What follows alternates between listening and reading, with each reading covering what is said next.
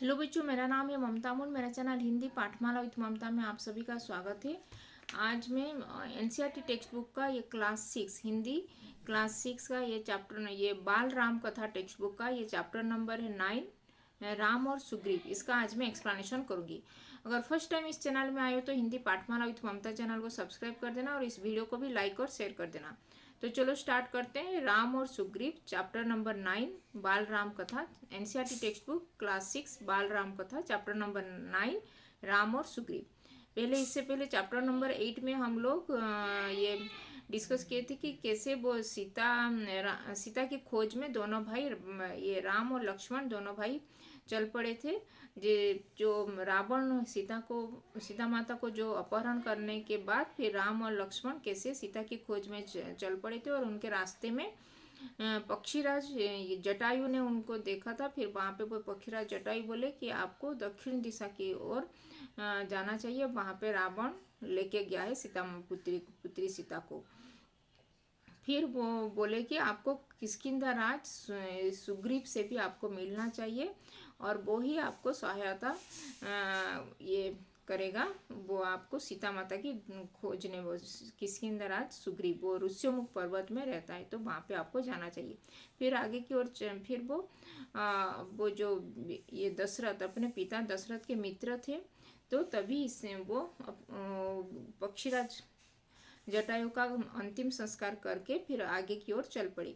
फिर आगे चलने से वो राक्षस कबंध उनको मिला था। फिर राक्षस कबंध के वो अपने मार के फिर वो जान पाया कि ये राम जी है, तो वो राम जी से ही मेरा अंतिम संस्कार करूँगा बोल के वो बोला कि आप अंतिम संस्कार, मेरा अंतिम संस्कार कर दीजिए, लेकिन आपको मैं बोलूँगा कि आपको कौन सहायता देगा। तो आपको अभी पंपा सरोवर में जाइए। वो सबरी मातंग ऋषि वहाँ पे पंपा सरोवर में मातंग ऋषि का आश्रम में सबरी आपको बहुत वर्षों से प्रतीक्षा की है आपसे भेंट करने के लिए, तो वहाँ पे आपको जाइए। फिर आप ऋष्यमुख पर्वत में सुग्रीव से मिलिए बोल के फिर वो आगे फिर उसका अंतिम संस्कार करके फिर आगे की ओर चल पड़े। पंपा सरोवर में मातंग ऋषि के आश्रम में सबरी से मिलने। फिर वहाँ पे सबरी बहुत दिनों से वो राम का प्रतीक्षा कर रही थी, तो तभी वो अपने राम के लिए वो कुछ ये जो फल लेके आई थी, लेकिन वो उसको पता नहीं था कौन सा फल मीठा खट्टा है, तो वो अपने मुंह से वो चख के वो राम को खिला रही थी। फिर वो अपने भक्त की ऐसे प्रेम भर से वो दे रहे थे बोल के वो मना नहीं करके वो ऐसे झूठा फल भी वो खाए थे। तो इससे उनको कितना भक्त के प्रति कितना प्रेम था उनके भक्त, तो वो उसको दर्शाता है। फिर अब वो आगे की और बहुत सबरी बोली कि आपको ये जो ऋष्यमुख पर्वत में ये किष्किंधा राज सुग्रीव, जो वानर राज सुग्रीव वहाँ पे रहता है, तो आपको वहाँ पे जाके उनसे मिलना चाहिए। फिर ये अभी आगे की स्टोरी हम लोग जानेंगे कि कैसे राम और सुग्रीव मिले थे। फिर ये हनुमान से भी राम और लक्ष्मण कैसे मिले थे, ये आज चैप्टर नंबर 9 में हम जानेंगे। तो चलो स्टार्ट करते हैं। राम और सुग्रीव। राम और लक्ष्मण का अगला पड़ाव ऋष्यमुख पर्वत था। फिर राम और लक्ष्मण दोनों ऋष्यमुख पर्वत की ओर चल पड़े। वो सबरी से मिलने के बाद मातंग ऋषि के आश्रम से निकल के फिर सबरी से मिल के फिर ऋष्यमुख पर्वत के ऊपर और चल पड़े, क्यों वहाँ पे सुग्रीव रहता था। कबंध और सबरी दोनों भाइयों को वो बोले थे कि सुग्रीव से मिलने की सलाह दी थी वो कबंध और सबरी ने, इसीलिए वो ऋष्यमुख पर्वत की ओर चल पड़े। फिर दोनों ने सुग्रीव से मिलने की सलाह दी थी, कहा था कि वे सीता की खोज में सहायक होंगे। वो दोनों बोले थे कि किष्किंधा राज सुग्रीव ही दोनों ये आपको सीता माता की खोज करने में वो लोग सहायता करेंगे बोल के। तो दोनों वहाँ पे शीघ्रता ही पहुँचने के लिए वो लोग चल पड़े थे ऋष्यमुख पर्वत की ओर। सुग्रीव का मूल निवास ऋष्यमुख पर्वत नहीं था। वो सुग्रीव ऋष्यमुख पर्वत में नहीं रहता था, वो किष्किंधा था। वो उसका राज्य किष्किंधा था। ऋष्यमुख पर्वत में वह निर्वासन में अपना समय बिता रहे थे। वो निर्वासित हो गया था, वो ऋष्यमुख पर्वत में अपने भ्राता बाली उसको निर्वासित कर दिया था, तभी इसीलिए वो ऋष्यमुख पर्वत में अपने भ्राता बाली से छुप के वो रह रहा था प्राण बचाने के लिए। सुग्रीव किष्किंधा के वानर राज के छोटे पुत्र थे। वो वानर राज किष्किंधा के वानर राज के बड़े पुत्र थे बाली और छोटे पुत्र थे सुग्रीव और बड़े भाई का नाम था बाली। पिता के न रहने पर फिर ज्येष्ठ पुत्र बाली ये राजा बना था। पहले दोनों भाइयों में बहुत प्रेम था, दोनों भाई बहुत प्रेम कर रहे थे और राजकाज में भी किसी बात को लेकर मनमुटाव हो गया। फिर राजकाज में तभी वो दोनों मनमुटाव हो गया और बाली वो उसको सुग्रीव को मार डालने पर उतर आया। फिर बाली वो अपने छोटे भाई सुग्रीव को मार डालने के लिए भी उतर आया था, इसीलिए वो और निर्वासित कर दिया था किष्किंधा थे। इसीलिए तभी वो सुग्रीव अपने जान बचाने के लिए सुग्रीव को ऋष्यमुख पर्वत जाना पड़ा था। ऋष्यमुख आकर भी सुग्रीव का डर कम नहीं हुआ था। वहां पे भी वो डर रहा था कि कभी बाली आके उसको मार ना दे बोल के।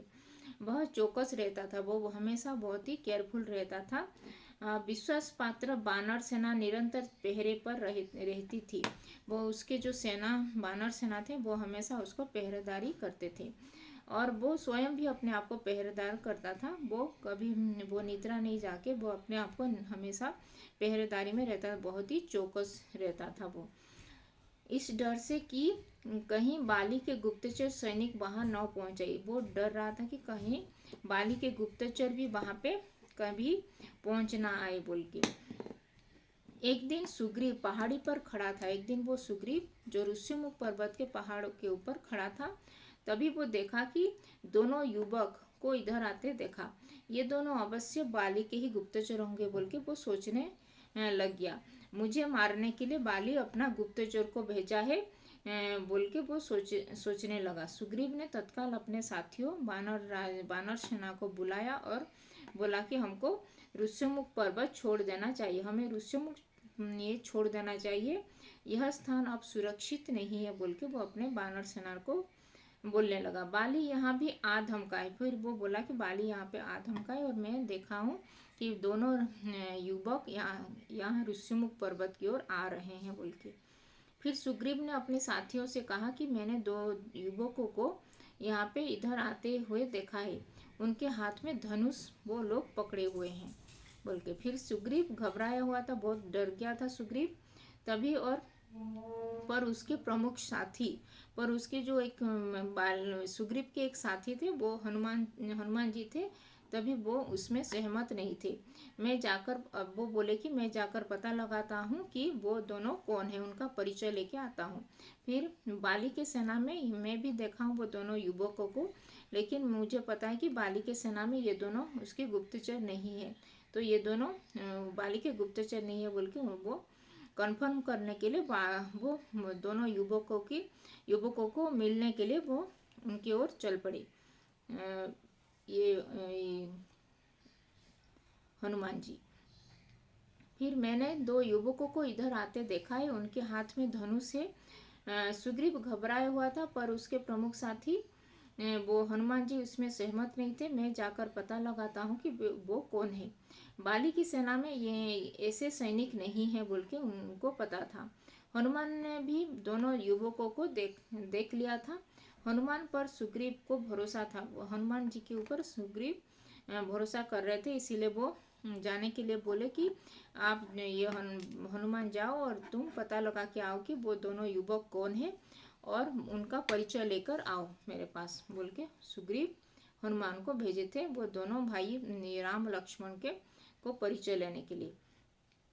राम और लक्ष्मण पहाड़ी पर चढ़ते चढ़ते थक गए थे। फिर राम और लक्ष्मण जो ऋष्यमुख पर्वत के ऊपर पहाड़ी के ऊपर चढ़ के वो बहुत ही थक गए थे, टायर्ड हो गए थे।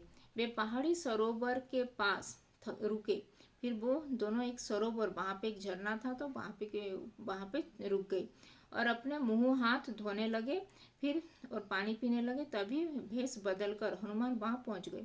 फिर वो हनुमान जी अपना भेष एक ब्राह्मण भेष में वहाँ पे उनके सामने प्रकट हुए और शिष्टता से उनको दोनों भाइयों को प्रणाम किए, रेस्पेक्टफुली बहुत ही प्रणाम किए उन दोनों को और पूछने लगे कि आप दोनों कौन हैं और आपका परिचय, आप यहाँ पे तो पहले मैं नहीं देखा हूँ, तो आप दोनों कहाँ से आए हैं बोल के वो उनका परिचय लेने के लिए पूछने लगे। फिर आप वन में क्यों भटक रहे हैं बोल के वो पूछने लगे। और आपका भेष भी मुनियों जैसा है, लेकिन चेहरे से राजकुमार लगते हैं। फिर वो बोलने लगे कि आप जो वो दोनों तपस्वी वस्त्र पहने थे, इसीलिए वो आप दोनों तपस्वी जैसे लग रहे हैं, लेकिन आपके फेस ये जो चेहरे से आप दोनों लग रहे हैं जैसे राजकुमार है, और आपके हाथों में धनुष भी है। तो आप दोनों कौन है बोल के वो अपना परिचय देने के लिए वो पूछने लगे। फिर हम सुग्रीव से मिलने जा रहे हैं बोल के वो राम जी बोले कि हमें उनकी सहायता की आवश्यकता है, क्या आप उन्हें जानते हैं? फिर वो दोनों पूछे कि क्या आप सुग्रीव को जानते हैं? हमको उनसे सहायता हमको आवश्यकता है, सहायता के लिए हम लोग उनके पास जा रहे हैं। राम ने विनम्रता से पूछा। फिर उनको वो राम ने हनुमान से विनम्रता से पूछे कि आप सुग्रीव को जानते हैं क्या बोल के। प्रारंभिक बातचीत में ही हनुमान स्थिति भाप गई। फिर वो जान गए कि ये सुग्रीव से मिलने आए हैं बोल के। प्रारंभिक बातचीत में ही हनुमान स्थिति भाप गए। वे अपने मूल रूप में आ गए। फिर अपने मूल रूप जो हनुमान अपने मूल रूप में आ गए, हनुमान बानर जैसे। प्रणाम करते हुए बोले, मैं हनुमान हूँ, सुग्रीव का सेवक। भी वो अपना परिचय दिए कि मैं सुग्रीव का सेवक हूँ, मेरा नाम हनुमान है बोल के। उन्होंने आपका परिचय जानने के लिए यहाँ भेजा था। वो सुग्रीव ही मुझे भेजा था कि आपका परिचय लेके आने के लिए। लक्ष्मण ने उन्हें अपना परिचय दिया, वन में आने का कारण बताया। फिर लक्ष्मण अपना पूरा परिचय दिए, कहाँ से आए हैं, क्यों यहाँ पे किसकिंधा में ये सुग्रीव से मिलने आए हैं बोल के वो अपना पूरा परिचय दिए। यह भी बताया कि वे कबंध और सबरी की सलाह पर आए हैं। फिर वो बोले कि राक्षस कबंध और सबरी यहाँ पे ऋष्यमुख पर्वत में सुग्रीव से मिलने के लिए ही सीता माता को ये उद्धार करेंगे, वो आपको सहायता करेंगे बोल के बोले हैं। तभी इसीलिए वो यहाँ पे किसकिंधा ये ऋष्यमुख पर्वत आए हैं बोल के वो राम और लक्ष्मण दोनों भाई हनुमान से बोले।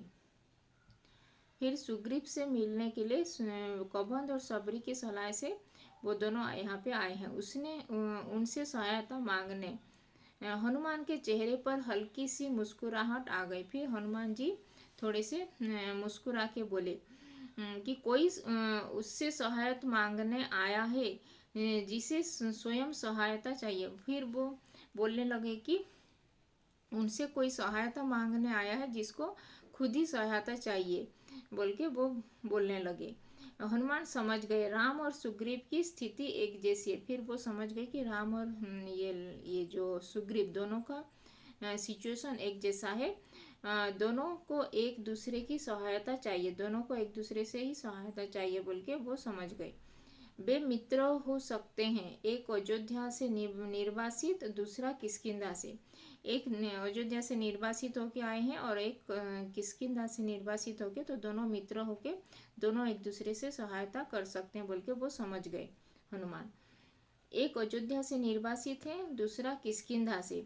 एक की पत्नी को रावण उठा लिया है और दूसरे की पत्नी उसके भाई ने छीन ली है। फिर एक की पत्नी को रावण उठा लिया है, राम की पत्नी सीता को रावण लेके गया है, और दूसरा जो सुग्रीव का पत्नी तारा को वो बाली ने छीन लिया है बोल के दोनों का सेम ही स्थिति है बोल के वो समझ लिए।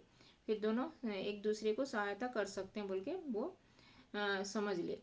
दोनों के पिता नहीं है, फिर दोनों के पिता भी नहीं है, दोनों का मृत्यु हो चुका है। तो हनुमान ने राम और लक्ष्मण को कंधे पर बिठाया। फिर राम और लक्ष्मण बहुत थक गए थे, इसीलिए वो दोनों को अपने कंधे पर बिठा के वो कुछ ही पल में वो ऋष्यमुख के शिखर पर पहुंच गए। और कुछ ही समय में वो राम और लक्ष्मण को लेके वो हनुमान ऋष्यमुख पर्वत के शिखर में मतलब टॉप में पहुंच गए। कुछ ही पल में ऋष्यमुख के शिखर पर पहुंच गई। हनुमान ने दोनों को सुग्रीव से मिलाया, फिर दोनों को सुग्रीव से मिला दिए। हनुमान ने दोनों को सुग्रीव से मिलाया। दोनों ने अग्नि को साक्षी मानकर मित्रता का वचन लिया। फिर दोनों राम और सुग्रीव दोनों अग्नि को साक्षी मानकर दोनों मित्रता स्थापन के मित्र बन गए।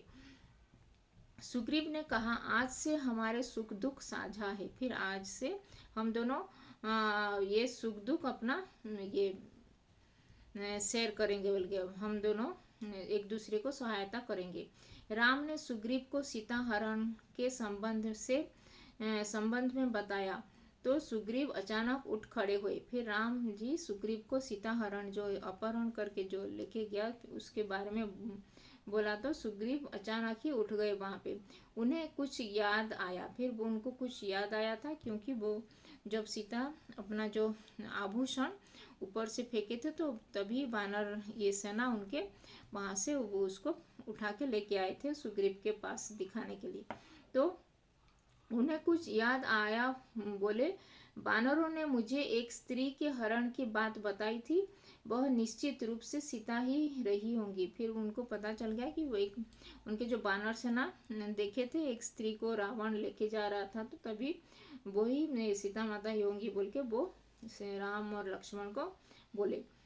ये सुग्रीव बोला कि वह निश्चित रूप से सीता ही रही होंगी। रावण का रथ इसी पर्वत के ऊपर से गया था, फिर इसी ऋष्यमुख पर्वत के ऊपर से ही वो रावण का रथ गया था बोल के वो सुग्रीव बोला।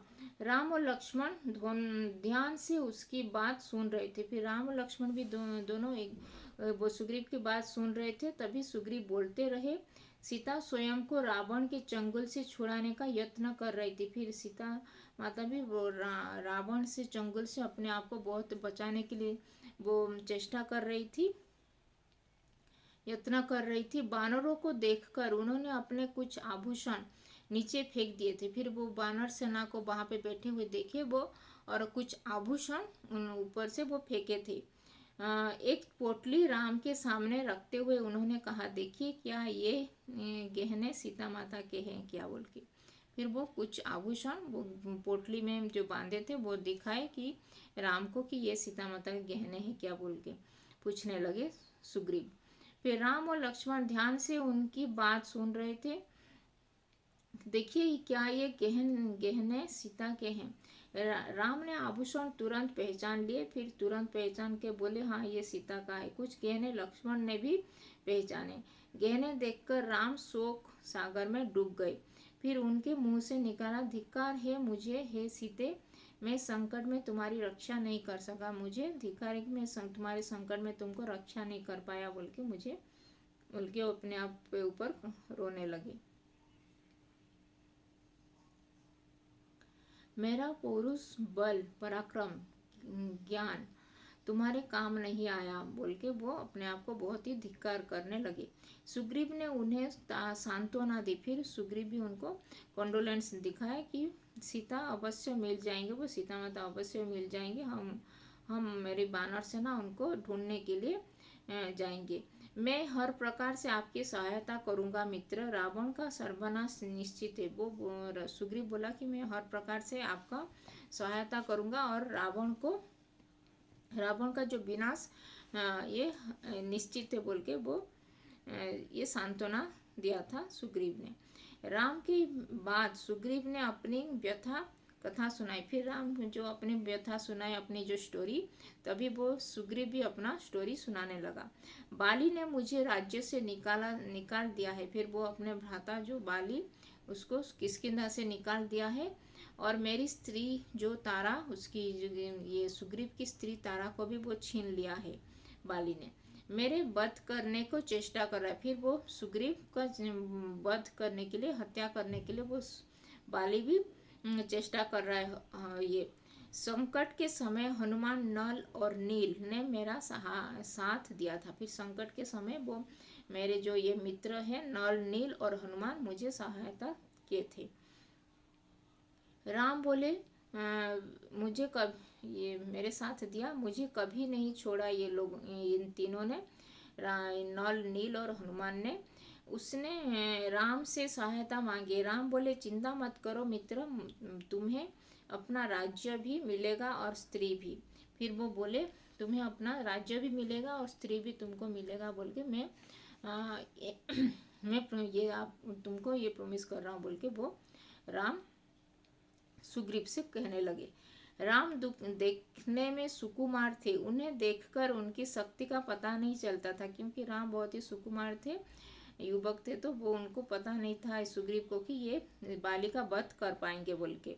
सुग्रीव को राम के आश्वासन पर भरोसा नहीं था। बाली महाबलशाली था, फिर वो बाली भी महाबलशाली था, उसे हराना इतना आसान नहीं है। वह साल के 7 वृक्षों को एक साथ झकझोर सकता है। फिर वो जो एक ट्री, जो साल का ट्री है, उसको सलगम का ये जो बरगद का ट्री को वो ये बड़ा सा जो ट्री होता है, साल का ट्री, साल वृक्ष बोलते हैं उसको, उसको एक साथ 7 वृक्ष उसको वो तोड़ देता है, एक साथ झकझोर कर देता है बोल के। राम ने कोई उत्तर नहीं दिया, धनुष उठाया और तीर चला दिया। फिर वो राम भी अपना जो क्षमता को दिखाने के लिए वो अपना तीर चला दिए। साल के 7 विशाल वृक्ष एक ही बाण से कटकर फिर गिर पड़े। फिर अपना बाण से वो एक साथ ही 7 वृक्षों को कट कर दिए थे, काट दिए थे। इस शक्ति प्रदर्शन पर सुग्रीव ने हाथ जोड़ लिए। फिर ये तभी वो सुग्रीव भी राम की क्षमता पर और ये प्रश्न नहीं करके फिर वो अपना हाथ जोड़ लिया था। राम ने कहा, मित्र अब, फिर राम ने बोले कि अब विलम्ब कैसा, अभी बाली को युद्ध के लिए ललकारो। फिर बाली को अभी युद्ध करने के लिए ललकारो, और किष्किंधा की राजगद्दी का निर्णय उसी युद्ध में ही हो जाएगा। फिर किष्किंधा का राजगद्दी भी तुमको मिल जाएगा बोल के वो सुग्रीव को बोले। सुग्रीव चिंतित हो गए, युद्ध में बाली को हराना असंभव था। राम बोले, चिंता मत करो मित्र, मैं पेड़ की ओट से युद्ध देखूंगा। फिर मैं पेड़ के पीछे से ही तुम दोनों का युद्ध देखूंगा, और जब तुम पर संकट आएगा तुम्हारी सहायता करूंगा। जब तुम्हारे ऊपर संकट आएगा तभी मैं तुमको सहायता करूंगा और बाली को मार दूंगा, और बाली की मृत्यु मेरे ही बाण से होगी, वह मारा जाएगा बोल के वो सुग्रीव को बोले। योजना बनाकर सब किष्किंधा पहुंच गए। सुग्रीव आगे था, फिर सुग्रीव आगे था, और राम और लक्ष्मण और हनुमान छिपके देख रहे थे, और वो सुग्रीव बाली को ललकारा की युद्ध करने के लिए। मेरे पीछे राम की शक्ति है सोचते हुए उसने बाली को ललकारा। सोचते हुए वो बाली को ललकारा। फिर बाली के क्रोध की सीमा न रही, फिर बाली भी गर्जन करते हुए निकला अपने ये महल से। आज शिकार स्वयं मेरे मुंह तक आया है, मैं नहीं छोड़ूंगा बोल के बाली वो कहने लगा। भीषण मल्ल युद्ध हुआ था, बहुत ही दोनों के गदा युद्ध, वो दोनों बहुत जोर से किए थे युद्ध, मल्ल युद्ध हुआ था। दोनों एक दूसरे से गुंथ गए थे। युद्ध से बाली भारी पड़ रहा था। फिर वो जो दोनों युद्ध करके बहुत भारी पड़ गया था वो बाली सुग्रीव के ऊपर। बाली भारी पड़ रहा था, लगता था सुग्रीव का अंत निश्चित है। वो लगता था कि सुग्रीव अभी मर जाएगा जैसे। राम पेड़ के पीछे खड़े थे, धनुष हाथ में था, पर उन्होंने तीर नहीं चलाया। फिर वो तीर नहीं चलाए थे तभी, और सुग्रीव वहां से किसी तरह जान बचाकर भागा, क्योंकि वो अगर थोड़ा देर रुकता तो वो बाली के हाथों मारा जाता, इसीलिए वो अपना जान बचाकर वहां से भाग के चला गया। फिर सीधा ऋष्यमुख पर्वत आकर वो छुप गया वहां पे। राम, लक्ष्मण और हनुमान भी फिर लौट आए थे, और सुग्रीव राम पर बहुत कुपित था, मतलब सुग्रीव राम के ऊपर बहुत गुस्सा, क्रोधित हो गया था। कुपित मतलब क्रोधित। यह धोखा है, ये आपने धोखा किया है मेरे साथ। आप बोले थे कि मैं सुग्रीव ये बाली के ऊपर तीर चलाऊंगा, लेकिन आप कुछ भी नहीं किए बोल के वो ये क्रोधित होकर राम को बोला, आप धोखेबाज है बोल के। आपने मेरे साथ धोखा किया, समय पर बाण नहीं चलाए। फिर वो बोला कि आपने मेरे ऊपर धोखा किया है, और समय टाइम पर आप अपना तीर नहीं चलाए थे, बाण नहीं चलाए थे। मैं नहीं भागता तो आज मुझे वो बाली मार डालता। राम की कठिनाई दूसरी थी। फिर राम जी की कठिनाई और दूसरी दूसरी थी कि वे दुविधा में आ गए थे। वो ये कंफ्यूज हो गए थे कि कौन राम है, कौन ये बाली है, कौन सुग्रीव, क्योंकि दोनों का ये चेहरा मिलते जुलते थे वो दोनों। उन्होंने सुग्रीव को समझाया, तुम दोनों भाइयों का चेहरा इतना मिलते जुलते हैं, दूर से दोनों एक जैसे लगते। फिर दूर से था तो आप तुम दोनों बाली और सुग्रीव का चेहरा इतना मिलता जुलता था तो वे दोनों एक जैसे लग रहे थे। और मैं जहाँ बिना पहचाने बाण चलाता तो तुमको भी लग सकता था वो बाण, बोल के मैं इसीलिए नहीं चलाया, बोल के वो सुग्रीव को कहने लगे। मैं इस चूक के लिए तैयार नहीं था। मैं अपने मित्रों को खोना नहीं चाहता था। मैं अपने मित्र सुग्रीव को कभी भी खोना नहीं चाहता था, इसीलिए मैं बाण नहीं चलाया था, बोल के वो बोले। लक्ष्मण ने समझा बुझाकर सुग्रीव को तैयार किया। फिर और एक बार लक्ष्मण ने सुग्रीव को बोला कि और एक बार तुम बाली को ललकारो, लेकिन इस बार वो बाली का मृत्यु निश्चित है, बोल के जान लो। एक और युद्ध के लिए तुम ललकारो। राम ने कहा, जाओ मित्र, इस बार बाली को पहचानने में मैं चूक नहीं होगी। इस बार उसका अंत निश्चित है, बोल के तुम जान लो, बोल के राम बोले सुग्रीव को। सुग्रीव डरा हुआ था, घबराहट भी था उसके मन में। राम के कहने पर तैयार हो गया और एक बार वो गया किष्किंधा बाली को ललकारने।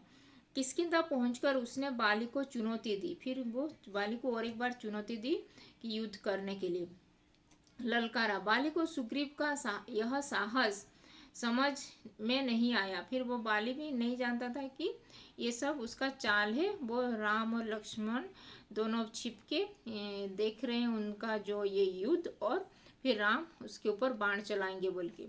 उसको नहीं पता था ये सब। तो वह अंतपुर में था, फिर अपनी पत्नी रानी तारा के साथ। बाली जाने लगा तो तारा ने उसे समझाने की प्रयास किया, जाने से मना किया।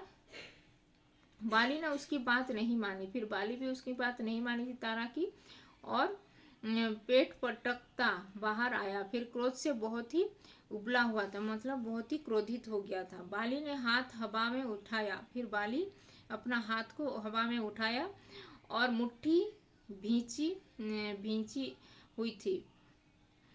वह एक घुसे से सुग्रीव का फिर एक घुसा मारा सुग्रीव के ऊपर और काम तमाम कर देता। तभी राम का बाण, तभी वो अपना एक हाथ उठाया था सुग्रीव को ऊपर एक पंच मारने के लिए, तभी ही राम का बाण आ गया था। राम अपना तीर चला दिए थे और उसकी छाती, वहाँ पे उसकी छाती में राम का बाण लग गया।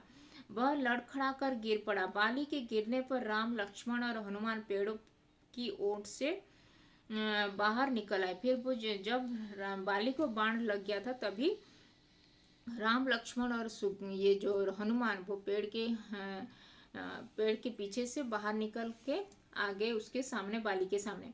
आनन कानन में राज्याभिषेक की तैयारियां की गई। फिर बहुत ही भव्य तरीके से वो किष्किंधा में ये तैयारी किया गया कि सुग्रीव की राजगद्दी मिल गया उसको। राम की सलाह पर बाली के पुत्र अंगद को युवराज का पद दिया गया। फिर बाली का पुत्र अंगद था तो उसको युवराज बना दिया गया। अंगद को युवराज का पद दिया गया। राम ने सुग्रीव के लिए संबोधन बदल दिया। राजगद्दी पर बैठने के बाद उन्हें मित्र नहीं कहा। फिर राजगद्दी पर बैठने के बाद उसको वो मित्र नहीं कहा, बानर राज बोल के वो संबोधित करने लगे, क्योंकि अभी राजा बन गया था सुग्रीव, तो तभी बानर राज बोल के ही वो संबोधित करने लगे। बानर राज कहकर संबोधित किया। सुग्रीव का मन था कि राम कुछ समय वहीं रहे, उनके साथ रहे। राम ने मना कर दिया। फिर कहा, यह पिता की आज्ञा के विरुद्ध होगा। उन्होंने मुझे वनवास दिया है, मैं वन में ही रहूंगा। फिर वो बोले कि मुझे वन में ही रहना है, तुमको यहाँ पे राजमहल में रहो, लेकिन मुझे वन में ही रहना है, बोल के वो जो ऋष्यमुख पर्वत में वो रहने लगे। और ये सुग्रीव वो किष्किंधा की महल में रहने लगा।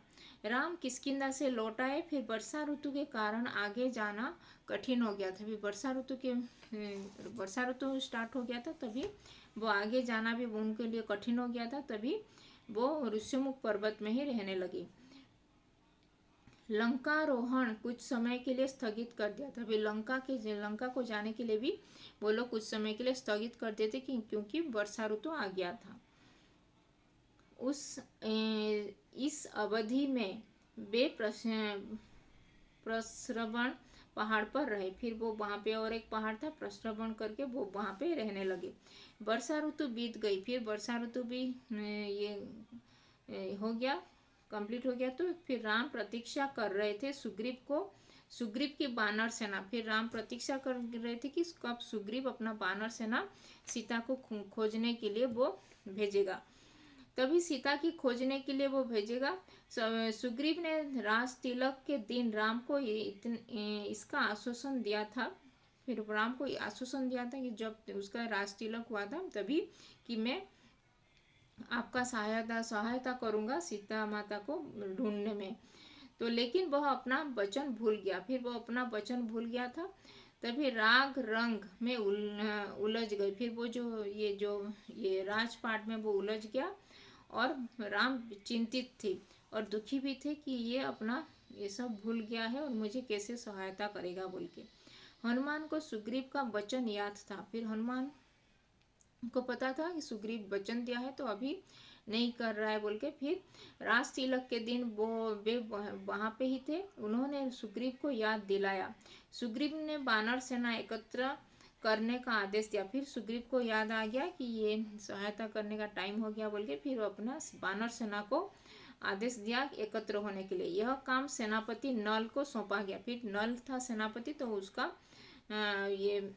उसको सौंपा गया वो जाके चारों ओर ये सीता माता की खोज करने के लिए।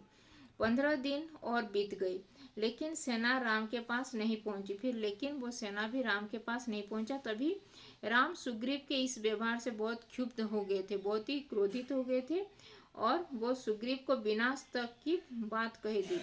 राम को चिंतित देख लक्ष्मण से न रह गया। फिर लक्ष्मण भी बहुत क्रोधित हो गए और वो किष्किंधा पहुंच गए। सुग्रीव को बस समझाना है, वह हमारा मित्र है बोल के वो राम कहने लगे। लक्ष्मण किष्किंधा चले गए सुग्रीव को समझाने। वहां पहुंचकर उन्होंने धनुष पर प्रत्यंचा चढ़ा दी और वहां पहुंचकर वो लक्ष्मण धनुष पर प्रत्यंचा चढ़ा दी। फिर डोरी खींचकर छोड़ने लगे।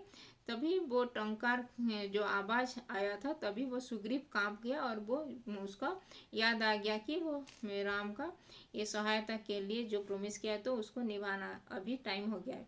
धनुष की टंकार सुनते ही उसे राम को दिया वचन पुनः याद आ गया। फिर वो जो राम को जो वचन दिया है तभी उसको ज्ञात हो गया, अभी वो सीता माता को ढूंढने के लिए वो अपना बानर सेना भेजना है उसको।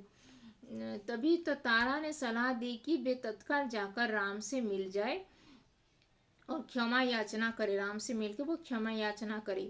सुग्रीव ने ऐसा ही किया। राम के पास जाने से पूर्व सुग्रीव ने हनुमान को आवश्यक निर्देश दिए कि बानर सेना एकत्र करने का आदेश दिया वो हनुमान को। और इस बार सुग्रीव सेना एकत्र होने तक नहीं रुके, तुरंत निकल पड़े। फिर वो तुरंत ही निकल पड़े राम के पास। सुग्रीव लक्ष्मण के पीछे पीछे वो तुरंत ही वो राम के पास निकल पड़े। राम के सामने जाकर भयभीत बानरराज ने उनसे क्षमा मांगी। फिर वो जो बानरराज सुग्रीव वो राम के पास जाकर क्षमा मांगने लगा कि मुझे क्षमा कर दीजिए बोल के। अपने चूक के लिए, अपने जो ये भूल गया था, इसको याद नहीं था, तो इसके लिए वो क्षमा मांगने लगा। राम ने उन्हें उठाकर गले लगा लिया। राम और सुग्रीव की बात कर रहे थे तभी कि उछल कूद करती बानर टोलियां वहां पे उछल कूद करके वो बानर की सेना भी वहां पे पहुंच गए। हनुमान के साथ लाखों बानर थे। हनुमान जी के साथ वहां पे बहुत सारे बानर थे उसके बानर सेना में। जामवंत के पीछे भालुओं की सेना थी। जामवंत भी उसके जो उनके साथ भालुओं का सेना थी और ये बानर सेना बहुत ही लाखों से बानर थे। इसके बाद लंका रोहण की योजना बनी। फिर लंका की ओर चल पड़ने का योजना बनाए। बानरों को 4 टोलियों में बांटा गया। चार टोलियां मतलब 4 दिगों में, मतलब 4 डायरेक्शन में वो थोड़े वानर वो पूर्व की दिशा में जाएंगे, थोड़े पश्चिम की दिशा में, थोड़े उत्तर की दिशा में और थोड़े दक्षिण की दिशा में वो जाएंगे बोल के ऐसे ढूंढेंगे सीता माता को बोल के वो अपना योजना बनाए। वानरों को 4 टोलियों में बांटा गया। अंगद अंगद जो बाली का पुत्र अंगद वो युवराज था, तो उसको दक्षिण जाने के लिए अग्रिम दल का नेता बना गया। फिर वो दक्षिण जाने के लिए उसका जो टीम बनाए थे दक्षिण दिशा में जाने के लिए वानर लोगों का दल, वहाँ का वो मुख्य बना दिए, वहाँ पे नेता बना दिए। उस दल में हनुमान, नल और नील भी थे। फिर नल, नील और हनुमान भी उस दिशा दक्षिण की दिशा की ओर चल पड़े। राम की यही इच्छा थी। उन्होंने कहा वानरों की सेना भेजने से पहले चतुर और बुद्धिमान दूतों को लंका भेजा जाए, यही उचित होगा बोल के वो सोचने लगे। राम और सुग्रीव की जय जयकार करते वानर अपनी निर्धारित दिशाओं की ओर चल पड़े। फिर राम और सुग्रीव का जय कर करके फिर जो जो जिस दिशा में जाने के लिए वो योजना जैसे वो फॉलो करके फिर सभी अपने अपने दिशाओं की ओर चल पड़ी। दक्षिण जाने वाले दल को राम ने रोक लिया। उन्होंने हनुमान को अपने पास बुलाया। अपनी उंगली से अंगूठी उतार कर उन्हें दो। जो दक्षिण की दिशा में वो पक्षीराज गिद्धराज जो पक्षीराज जटायु भी बोले थे कि दक्षिण दिशा में वो रावण लेके गया है पुत्री सीता को, तो तभी वो हनुमान को रोक लिया और उन्होंने अपना जो अंगूठी में जो उंगली में जो पहने थे अंगूठी वो हनुमान को दिए और अंगूठी पर राम का चिन्ह था, उनका नाम भी लिखा हुआ था वहाँ पे। उन्होंने कहा जब सीता से भेंट हो जाएगा तभी ये अंगूठी उनको दे देना बोल के हनुमान को बोले, तो वे इसे पहचान जाएगी। फिर वो सीता भी पहचान जाएगी ये राम ने भेजे हैं, तभी तुमको भी वो विश्वास करेगी बोल के समझ जाएंगी तुम्हें मैंने भेजा है। फिर वो समझ जाएगी सीता कि वो मैंने तुमको भेजा है बोल के वो तुम्हारे ऊपर विश्वास करेगी। फिर तुम मेरे दूत हो बोल को वो उनको पता चल जाएगा। दक्षिण की टोली किष्किंधा से चली। फिर दक्षिण का जो ये वानर सेना की टोली वो ये दक्षिण की दिशा से किष्किंधा से दक्षिण दिशा की ओर चल पड़ी। अंगद और हनुमान आगे आगे चल रहे थे। फिर नौल, नील और ये जाम्बवंत ये सब उनके पीछे पीछे जा रहे थे। चलते चलते वे ऐसे स्थान पर पहुंच गए जिसके आगे भूमि नहीं था। फिर वो ऐसे स्थान पर पहुंच गए जहाँ पे भूमि नहीं था, मतलब समुंदर स्टार्ट हो गया था, समुंदर का पानी, वो केवल जल था। समुंदर, विशाल समुंदर वहाँ पे था, उसकी गहराई अथाह थी। उसका मतलब उसका जो गहराई, समुद्र का पानी बहुत गंभीर, बहुत गहराई था, तो वो कैसे आगे जाएंगे बोल के वो सोचने लगे सभी।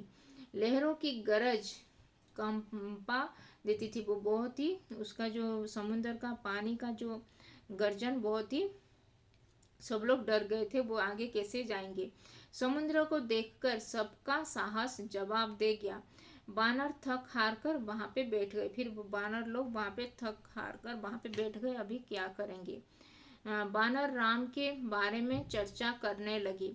अंगद ने कहा राम की सेवा में प्राण भी चले जाए तो कुछ दुख नहीं होगा, लेकिन हमको जैसे भी करके सीता माता की ये उनका ढूंढ को ही लेके आना पड़ेगा बोल के वो सभी को कहने लगे। अंगद, जटायु ने अपनी जान दे दी। फिर जटायु भी अपना जान दे दिया है वो सीता माता को ये रक्षा करने में। हम भी पीछे नहीं हटेंगे, पीछे नहीं करेंगे वो, और ये सीता माता की ये खोज में हमको भी आगे बढ़ जाना है, लेकिन हम यहाँ पे रुकेंगे नहीं बोल के वो सबको अपना ये दिखा रहे थे, अपना थोड़ा शक्ति उनको ऊपर। तभी एक विशाल गिद्ध पहाड़ी के पीछे से निकला। फिर एक वहाँ पे एक बड़ा सा गिद्ध वहाँ पे पीछे से निकल पहाड़ी से, वहाँ जटायु का भाई था। फिर वो जटायु का भाई वो संपाति था। वो उसने कहा सीता लंका में है। फिर वो बोला कि सीता लंका में है, रावण राज ये लंकाधिपति रावण उसको अपहरण करके लेके गया है, मैंने देखा है बोल के वो सब विवरणी वो देने लगा वो संपाति। रावण उन्हें लेकर गया है, आप लोगों को यह समुद्र पार करना होगा, आप लोगों को ये समुद्र पार करके ही लंका जाना पड़ेगा। वो लंका की ओर वो रावण लेके गया है सीता को बोल के। सीता तक पहुंचने का बस एक ही रास्ता है, सीता तक पहुंचने के लिए आपको समुंदर पार करना पड़ेगा बोल के वो संपाति कहने लगा। फिर सीता की सूचना मिलने से प्रसन्न हुआ वानर दल फिर निराश हो गया। फिर सीता की सूचना वो पता चल गया कि वो ये आगे की ओर समुंदर को आगे पार करके जाना, तभी वो लोग ये खुश हो गए, सीता की सूचना मिल गया बोल के। लेकिन तभी कुछ ही देर बाद फिर निराश हो गए, क्योंकि वो समुद्र को कैसे पार करेंगे वो लोग, इतना विशाल समुद्र को कितना कैसे पार करेंगे वो लोग, थोड़ा निराश हो गए। समुद्र सामने था, विकराल था, बहुत ही विशाल था समुद्र, इसीलिए उससे कौन पार करेगा, फिर उसको कौन पार करेगा, उसको क्रॉस करेगा बोल के वो सोचने लगे, कैसे करेगा। अंगद उदास हो गए। फिर वो जो उनके जो मुख्य नेता थे वो उदास हो गया, अंगद बाली का पुत्र। लक्ष्य सामने था पर बिकट था, भी लक्ष्य उनको पता चल गया था कहाँ पे जाना है, लेकिन वो कैसे जाएंगे बोल के उनको पता नहीं था। उन्हें कुछ सूझ नहीं रहा था। बूढ़ा संपाति उनकी सहायता कर सकता था, पर वह आयु में इतनी लंबी उड़ान संभव नहीं था। फिर वो बूढ़ा संपाति उसको हेल्प कर सकता था, लेकिन वो बहुत ही बूढ़ा हो गया था, तो तभी वो इतना वो उसका आयु भी बढ़ गया, तो इसकी इतना लंबा उड़ान वो नहीं कर पाए, उसके बस की बात नहीं है बोल के वो सब लोगों को ज्ञात हो गया था। बानर दल असमंजस में पड़ गया। फिर कहाँ कैसे करेंगे बोल के सब लोग को हताशा, सबके चेहरे पर हताशा की भाव छाने लगा। फिर अंगद ने अब पहले ही कह दिया था कि काम पूरा किए बिना कोई किष्किंधा वापस नहीं जाएगा। फिर काम पूरा करने के बाद पहले से कोई भी किष्किंधा नहीं जाएंगे बोल के वो अंगद सबको बोल दिए थे। वे ना आगे ना जा सकते थे ना पीछे, वो आगे नहीं भी जा सकते थे कि पीछे भी नहीं जा सकते किष्किंधा। तो अभी क्या करेंगे वो लोग सोच रहे थे। वे एक दूसरे की ओर देख रहे थे। फिर वो एक दूसरे को नल, नील, जाम्बवंत, फिर वो हनुमान, अंगद एक दूसरे की ओर देख रहे थे। इस दल में सबसे बुद्धिमान जाम्बवंत था। फिर सबसे बुद्धिमान ये जाम्बवंत थे। तभी वो सब के उनके पास गए। फिर सब लोग उनके पास गए, क्या करेंगे उसका बुद्धि कुछ ये आइडिया देने के, कुछ ये सलाह उनसे लेने के लिए। उनके पास भी इस कठिन प्रश्न का कोई उत्तर नहीं था, उनके पास भी उसका कुछ प्रश्न का उत्तर नहीं था, तो क्या करेंगे सोच रहे थे। तभी जामवंत की दृष्टि हनुमान पर पड़ी। फिर जामवंत की दृष्टि हनुमान के ऊपर पड़ गई। वे सबसे दूर बैठे थे, हनुमान बहुत दूर सबसे बैठे थे और चुपचाप, बहुत ही चुपचाप बैठे थे। क्या करेंगे ऐसे सोच रहे थे। जामवंत जानते थे कि यह काम हनुमान कर सकते हैं। फिर जामवंत को पता चला था कि हनुमान ही यह काम कर पाएंगे बोल के। फिर वे पवन पुत्र भी है, पवन पुत्र हनुमान है, वो ये काम कर सकते हैं, उनकी शक्ति अपार है, लेकिन उन्हें स्वयं इसका अनुमान नहीं, लेकिन उनको ये इस बात का अनुमान नहीं है, क्योंकि जब छोटे थे हनुमान ने उनके ऊपर वो वज्र आघात कर दिए थे इंद्रदेव ने, तभी उनका याददाश्त मतलब उनका जो ये स्मरण शक्ति चला गया था, उनका सभी जो अपना बल का ये ज्ञात उनको नहीं था, तो इसीलिए वो कुछ भी उनके पास इतना बल है बोल के उनको नहीं पता था, उनका शक्ति इतना है बोल के उनको ज्ञात नहीं था उसके बारे में। उनकी सोई, लेकिन उन्हें स्वयं इसका अनुमान नहीं है। उनकी सोई हुई शक्ति जाम्बवंत ने जगाई। कहा, हनुमान आपको जाना होगा, यह कार्य केवल आप ही कर सकते हैं बोल के, आपको ही जाना होगा बोल के हनुमान को बोले जाम्बवंत ने। सबकी आंखें उन्हीं पर टिक गई। फिर सबकी आंखें हनुमान के ऊपर टिक गई कि आपको आगे जाना होगा, ये समुद्र को पार करना पड़ेगा बोल के।